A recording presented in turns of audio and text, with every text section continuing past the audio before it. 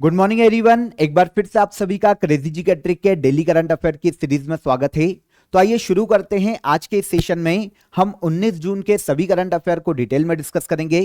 सारे question exam के point of view से काफी इंपॉर्टेंट है, इसलिए सेशन को एंड तक देखिए। पसंद आए तो लाइक और शेयर कर दीजिएगा। पीडीएफ चाहिए तो क्रेजी जी के ट्रिक के टेलीग्राम चैनल पर आपको इसकी PDF free of cost available हो जाएगी। तो वहां से इवनिंग में 6 बजे तक आप इसकी पीडीएफ को कलेक्ट कर लीजिएगा। आइए शुरू करते हैं। सबसे पहले बात करेंगे क्वेश्चन ऑफ द डे की। आंसर कीजिएगा कमेंट बॉक्स में। पहला देखिए, लक्ष्मण प्रसाद आचार्य किस राज्य के राज्यपाल हैं?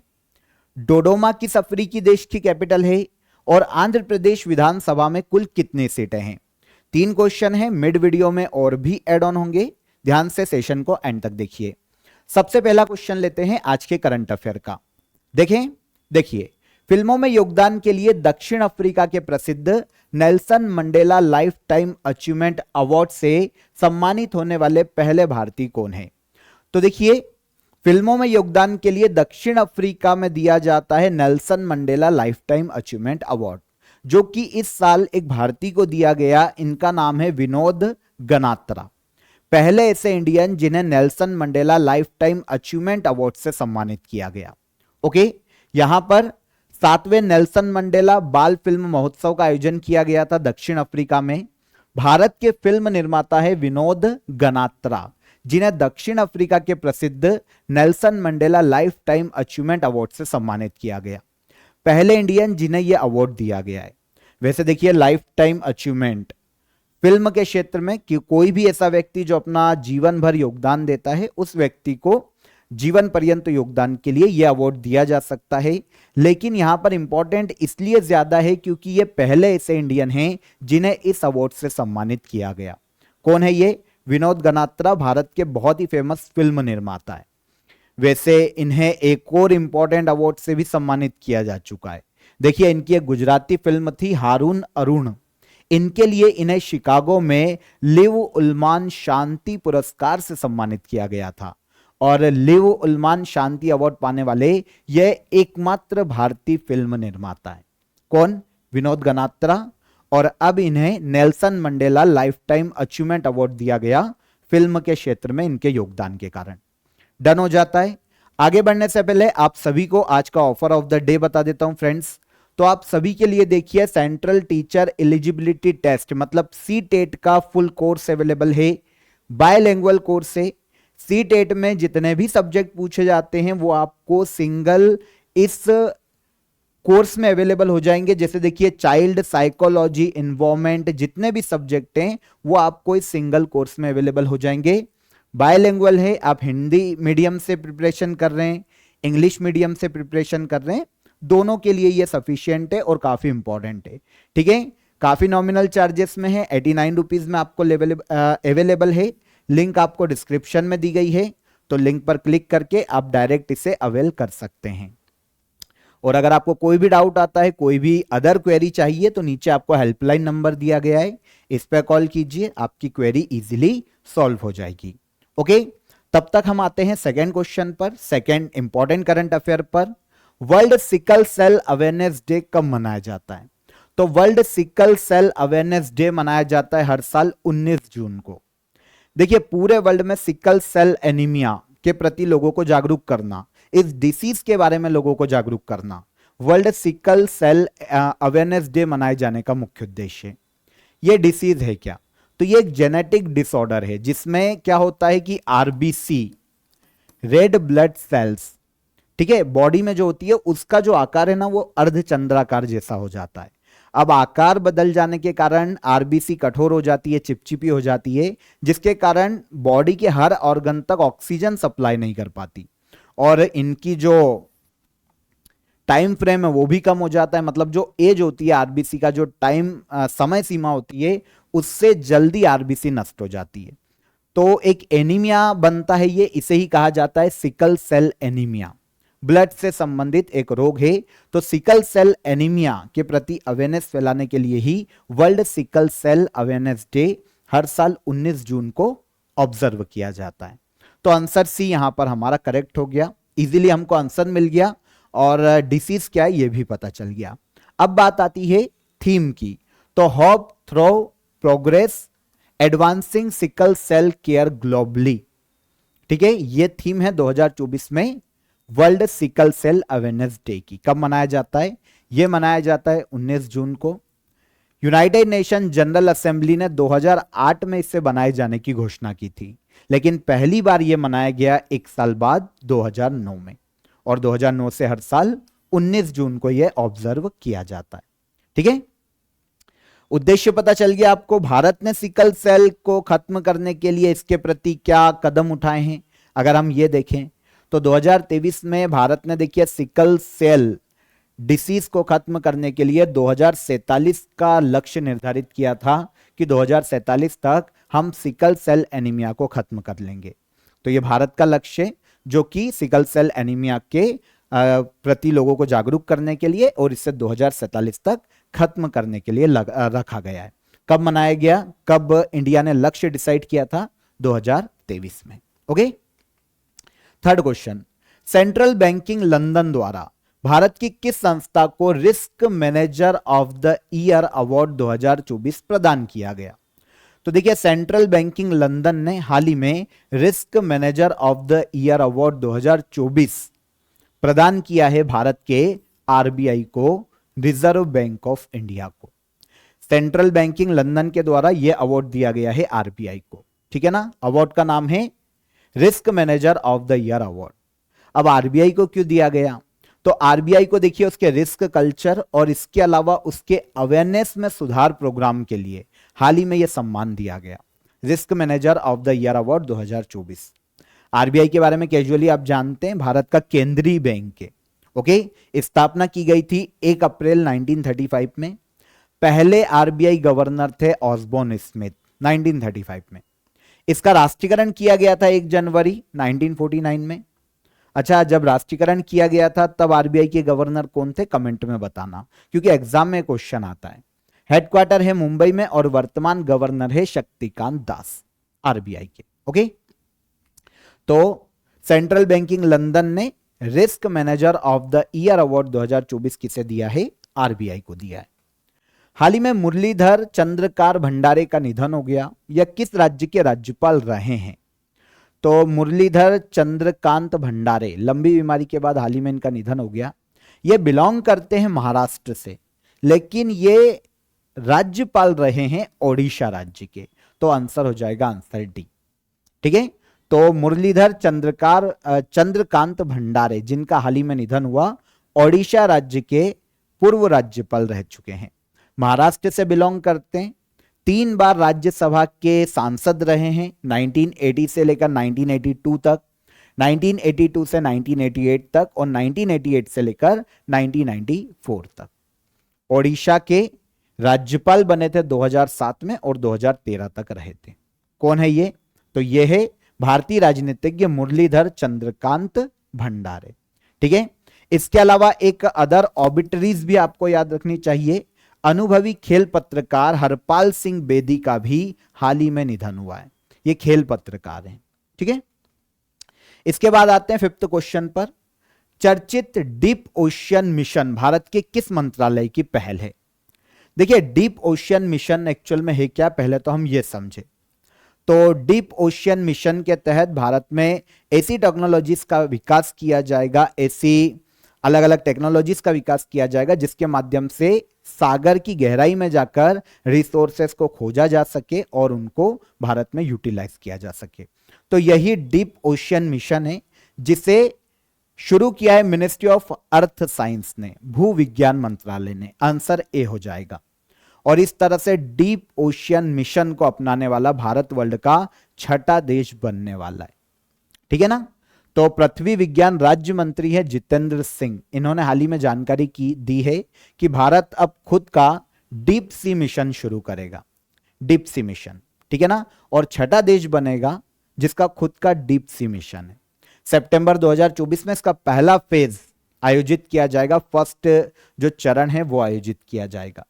इसके पहले भी अमेरिका, रशिया, चीन, फ्रांस और जापान जैसे देश अपने यहां पर डीप सी मिशन को अपनाकर सफलता हासिल कर चुके हैं। अब हम भी अपने समुद्र का जो हमारा एरिया है उसके अंदर डीप सी मिशन को लागू करेंगे। ठीक है ना, तो छठा देश बनेगा इंडिया जो कि डीप सी मिशन को लागू करेगा। भारत की जो मिनिस्ट्री ऑफ अर्थ साइंस है, इसका एक इनिशिएटिव है, इसकी पहल है। समुद्र में खोज के लिए टेक्नोलॉजीज और कैपेबिलिटीज, क्षमताओं का विस्तार करना, विकास करना डीप सी मिशन का मुख्य उद्देश्य है। किस मिनिस्ट्री के अंतर्गत, क्वेश्चन हमारा ये था, तो मिनिस्ट्री ऑफ अर्थ साइंस। ठीक है। 18 जून को फिच रेटिंग ने फाइनेंशियल ईयर 2024-25 के लिए भारत की जीडीपी ग्रोथ दर अनुमान 7% से बढ़ाकर कितना कर दिया? तो देखिए, फिच रैंकिंग जो कि फाइनेंशियली इकोनॉमी के आधार पर देशों को रैंक देती है, इसने हाल ही में फाइनेंशियल ईयर 2024-25 की भारत की जीडीपी ग्रोथ का अनुमान 7% से बढ़ाकर 7.2% कर दिया है। मतलब 0.2% की वृद्धि की है अपनी ही पिछली रिपोर्ट के अनुसार। ठीक है, 18 जून को फिच रैंकिंग की ये रेटिंग आई है और इसने बोला है कि फाइनेंशियल ईयर 2024-25 में भारत 7.2% की जीडीपी ग्रोथ को प्राप्त करेगा। पहले इसका अनुमान ये 7% का था। ठीक है ना, अब इसने बढ़ाया है। इसने बोला है कि भारत में कंज्यूमर स्पेंडिंग बढ़ रही है और इसके अलावा इन्वेस्टमेंट बढ़ता जा रहा है। ठीक है ना, इंक्रीज होता जा रहा है इन्वेस्टमेंट, इसलिए इसने अपनी जीडीपी ग्रोथ का अनुमान भारत के लिए 7.2% किया है। वैसे ये तो बात हो गई 2024-25 की। इसके अलावा 2025-26 के लिए इसका भारत की जीडीपी ग्रोथ का अनुमान 6.5% का है और 2026-27 के लिए यह अनुमान 6.2% का इसने लगाया है। 2024-25 के लिए 7.2% का। वैसे 2024-25 के फाइनेंशियल ईयर के लिए भारत में आरबीआई का अनुमान 7.2% का है और वर्ल्ड बैंक ने यह अनुमान 6.6% का लगाया था। ठीक है। चर्चा में रही प्रधानमंत्री किसान सम्मान निधि के तहत एक वर्ष में किसानों को कितने रुपए की आर्थिक सहायता दी जाती है? तो प्रधानमंत्री किसान सम्मान निधि योजना, इसके तहत किसानों को हर साल उनके खाते में 6,000 रुपए की आर्थिक सहायता प्रदान की जाती है। कितनी? 6,000। ठीक है ना। तो 18 जून को प्रधानमंत्री नरेंद्र मोदी ने, अभी यह सुर्खियों में क्यों है, प्रधानमंत्री नरेंद्र मोदी ने प्रधानमंत्री किसान सम्मान निधि की 17वीं किस्त को हाल ही में जारी किया है। 17वीं किस्त। इस योजना के तहत, यह योजना देखिए दिसंबर 2018 में लाई गई थी, प्रधानमंत्री किसान सम्मान निधि योजना। ठीक है ना, किसानों को आर्थिक सहायता प्रदान की जा सके, देश के गरीब किसानों को, इसके लिए 6,000 रुपए वार्षिक आर्थिक सहायता केंद्र सरकार प्रदान करता है। मतलब पूरे की पूरा फाइनेंस का जिम्मा जो बियर करता हो कौन है? केंद्र सरकार है। दिसंबर 2018 में से शुरू किया गया था। देश में गरीब किसानों की आय में वृद्धि करना इस योजना का मुख्य उद्देश्य है। तो योजना का नाम है प्रधानमंत्री किसान सम्मान निधि योजना। दिसंबर 2018 में शुरू की गई थी और इसके तहत 6,000 रुपए की वार्षिक आर्थिक सहायता केंद्र के द्वारा किसानों को प्रदान की जाती है। ठीक है। हाल ही में इसकी 17वीं किस्त को केंद्र सरकार ने जारी किया है। आगे बढ़ें।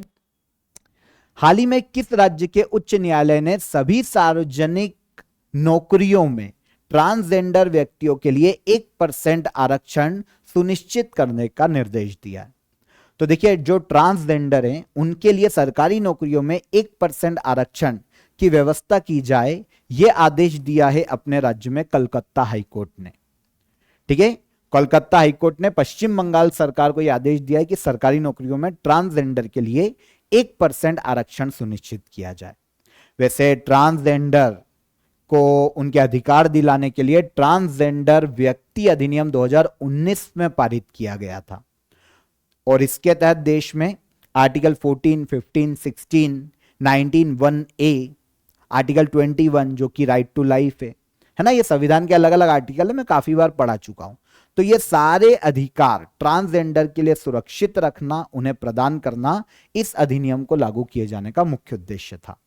अब इसी के तहत देखिए आर्टिकल 16 में सरकारी नौकरियों में आरक्षण की व्यवस्था है। तो कलकत्ता हाईकोर्ट ने पश्चिम बंगाल सरकार को बोला है कि आप 1% आरक्षण दो ट्रांसजेंडरों को सरकारी नौकरियों में। किसका आदेश है? कोलकाता हाईकोर्ट का। ठीक है। मर्सर कंसल्टेंसी के अनुसार भारत का सबसे महंगा शहर कौन सा है? तो मर्सर कंसल्टेंसी जो कि एक प्राइवेट ऑर्गेनाइजेशन है, इसने हाल ही में भारत के सबसे महंगे शहरों की एक लिस्ट जारी की है। इसके अकॉर्डिंग भारत का सबसे महंगा शहर रहने के आधार पर मुंबई है। वैसे वर्ल्ड के महंगे शहरों की भी इसने लिस्ट जारी की है। मर्सर कंसल्टेंसी ने 2024 में कॉस्ट ऑफ लिविंग सर्वे जारी किया है। कॉस्ट ऑफ लिविंग सर्वे मतलब रहने के आधार पर सबसे महंगा कौन, तो इसके आधार पर मुंबई भारत का सबसे महंगा शहर है। ठीक है, पहला। सेकेंड नंबर पर आता है नई दिल्ली, थर्ड पर चेन्नई, फोर्थ पर बेंगलोर। सारे याद मत करो, टॉप 3 याद करो। मुंबई सबसे महंगा, सेकेंड नंबर पर नई दिल्ली और थर्ड पर चेन्नई। वर्ल्ड की बात करें तो दुनिया में सबसे महंगे शहर की लिस्ट में हांगकांग पहले नंबर पर, सिंगापुर दूसरे नंबर पर और ज्यूरिक तीसरे नंबर पर। वर्ल्ड में सबसे महंगा कौन? हांगकांग, सेकेंड सिंगापुर और थर्ड में ज्यूरिक। इंडिया में मुंबई फर्स्ट, सेकेंड नई दिल्ली और थर्ड चेन्नई। ठीक है ना।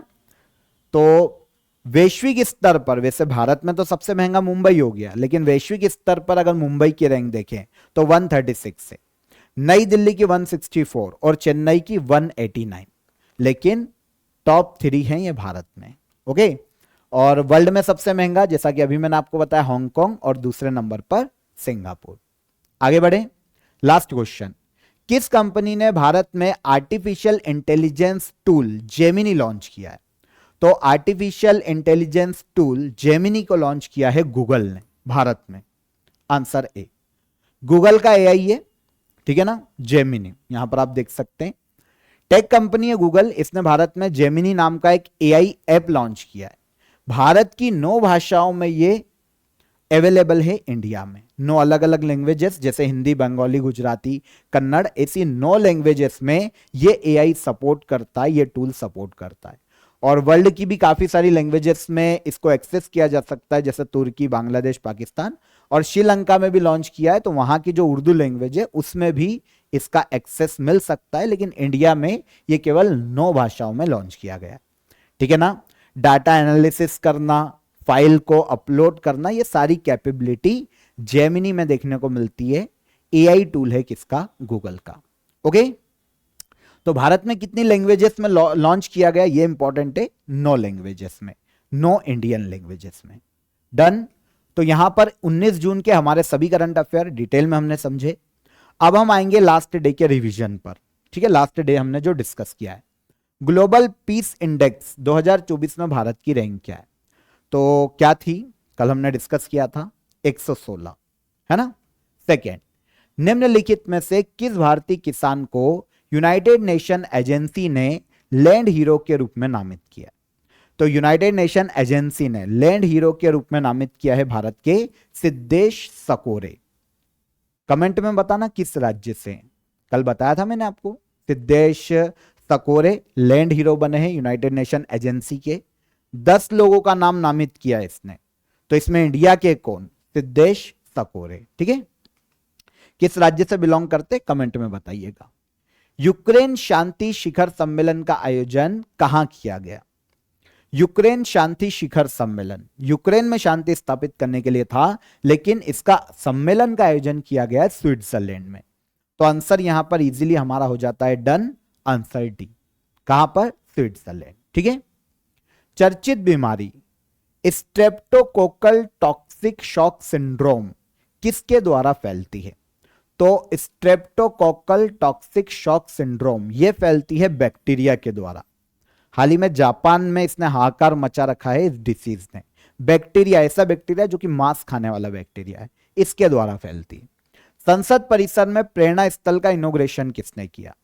संसद परिसर में प्रेरणा स्थल का इनॉग्रेशन किया है उपराष्ट्रपति जगदीप धनखड़ ने।